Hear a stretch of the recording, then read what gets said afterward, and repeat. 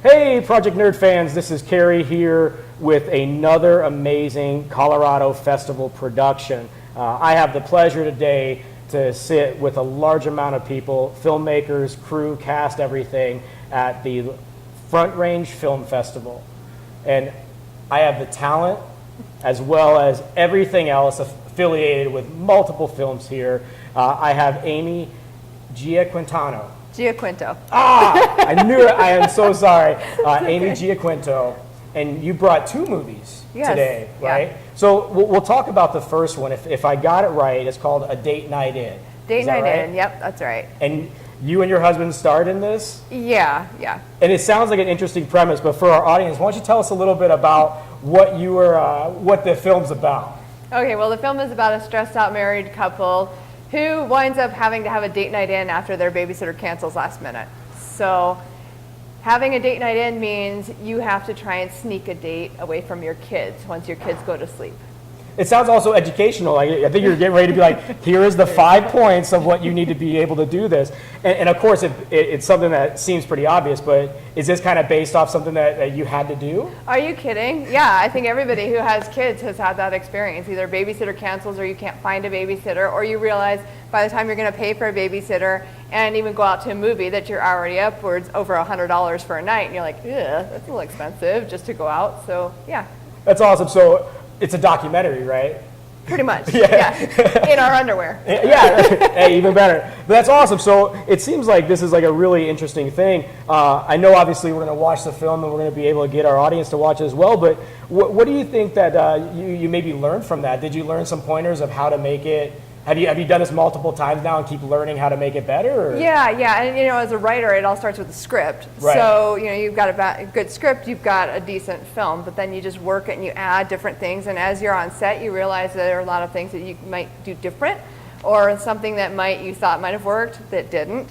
In editing, you learn what works pacing wise, and so you learn a lot about the whole story process by just shooting the film. That's all. Was this the first film you've made, or have you made other films? No. In fact, in 2016, we made our first short film, and it won the Front Range Film Festival's movie making marathon. And that was called Super Mom. That's awesome. So, yeah. So just real quickly, since you brought it up, what's that one about? Is it kind of on the same lines as like autobiographical? Oh no. It's a total comedy. It's hilarious. It's about this woman who just gets fed up with the bandits in her town, and she decides to go after them because they steal her son's ukulele. That was the last straw. Oh my goodness. So a little action movie, a little comedy. It was really fun. We're giving our audience the entire full spectrum. You've got a date night, and you can learn how to have a nice date inside, minimal expenses with everything. And now it's amazing, cool story about a ukulele. That's what I heard the story. I didn't know it's Super Mom, but definitely a ukulele is involved, so I'm cool with that. Yep. But getting to what I was really excited to talk to you about a little bit more of is your second film here. Yes. And that's Through Gabriel's Eyes. Yeah. So I think it's very important that our audience kind of hears that story and what it's about. So why don't you tell us a little bit about what the film content-wise, as far as what it is and how special that message was to you. Well, Through Gabriel's Eyes was actually written by my 7-year-old son. Our goal was to create a film for the Stories of Hope Film Festival out in Los Angeles. And what we ended up doing was we went mountain biking one day, and he came home and he started talking about wanting to replace bullets in guns for seeds, with seeds, so that he could replenish the environment. And I thought that was so poignant because we limit his exposure to mass media because of all of the violence that is propagated through it. And so when he decided that he wanted to replace bullets for seeds so that it wouldn't hurt anybody, I was like, wow, he's still getting exposed to this. So anyway, he started talking, and I was like, stop, wait, we're going to go ahead and film you. So we filmed him, and I just let him talk, and then we built the images of the film around what he was saying. So that's amazing, and there's that last part is one of the things that I'm so inquisitive about is imagery, right? I think we listen to podcasts, we listen, we read, whatever. But for me, I need to see images. I need to see what essentially the person's talking about. How did you capture that? How did you try to bring a visual element to what your son was saying? Just being a writer, I'm writer first and foremost. It just all came. As soon as he spoke the words, I knew exactly what we were going to do. And we went out and we just shot. We shot up at Echo Lake area of Mount Evans, and we shot in Arvada. And I made him go and run out in a creek, and it was very cold because it was spring.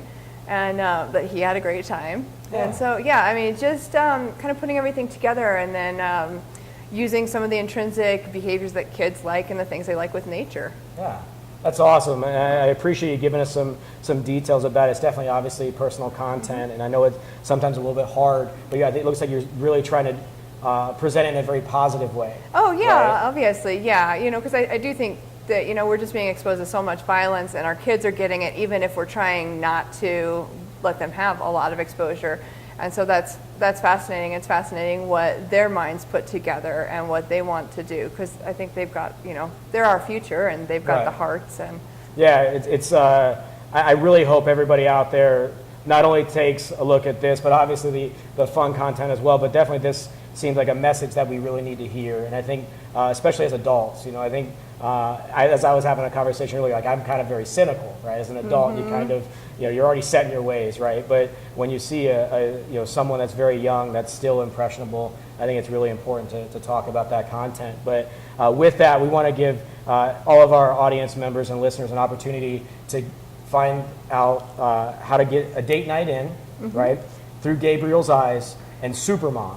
Yes, right? yes. So where can our audience and our listeners, viewers, everybody, where can they find all of your content? You can check out everything at facebook.com/Giaquinto Productions LLC. So it's GIAQUINTO Productions LLC. And then we also are you can search on Vimeo and on YouTube. Perfect. I'm glad you said your last name again, because I still Giaquinto. Giaquinto, right? yes. All right, guys, this is Kerry with Project Nerd again here in lovely Longmont, Colorado for the Front Range Film Festival, sitting down with Amy with a date night in Through Gabriel's Eyes and Supermom. Please get out there, take a look, make sure to check her out and all the productions that are coming too as well. So thanks, everyone. We'll see you soon. Thank you.